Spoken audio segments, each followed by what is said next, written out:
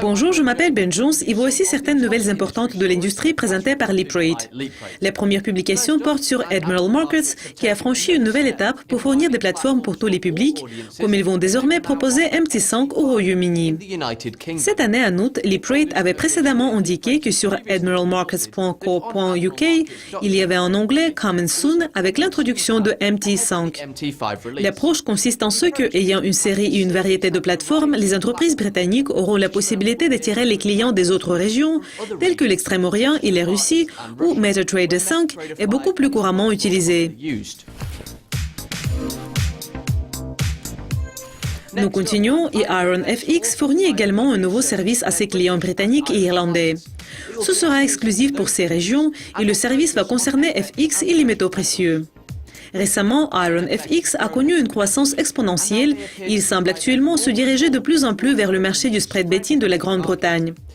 Plus couramment utilisé au Royaume-Uni et en Irlande, le spread betting, le produit avec effet de levier et libre d'impôt, offre aux traders la possibilité de prendre des positions sur des instruments à partir de 10 pounds par point.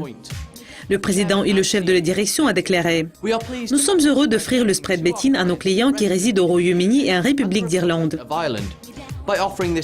En offrant ce produit souple et rentable avec effet de levier, nous tenons notre promesse de fournir à nos clients la plus large et meilleure gamme de produits disponibles partout dans l'industrie, au meilleur prix et exécution.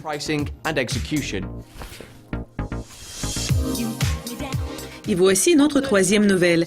La société de courtage concentrée sur Hong Kong, KVB Kunlun, a annoncé une baisse de 17,7% de revenus de l'activité FX enregistrée au cours des 9 premiers mois de 2014.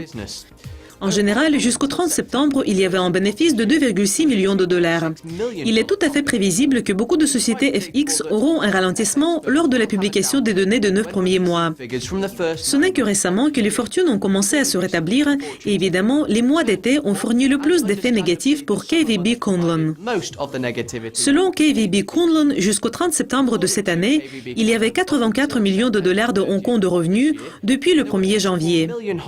Lorsque vous comparez cela à la même période de l'année dernière, ce chiffre a atteint 100,3 millions de dollars de Hong Kong.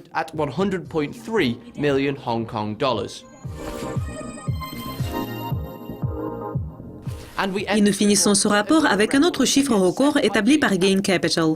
Les volumes de change de détail OTC de Gain Capital ont continué à progresser avec un volume total de transactions de 273,4 milliards de dollars enregistré en octobre 2014.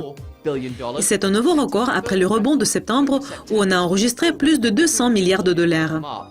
Le volume quotidien moyen était de 11,9 milliards de dollars en octobre, ce qui représente une augmentation de 9,5% par rapport au mois précédent. C'est également une hausse de 45,2% par rapport à octobre 2013. Gain Capital avait un montant total de comptes financés au niveau de 132 561 en octobre de cette année, soit une augmentation de 0,4% par rapport à septembre 2014 et une augmentation de 3,2% par rapport à octobre 2013.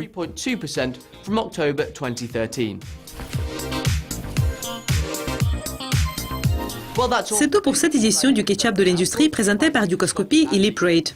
Restez à l'écoute. Au revoir.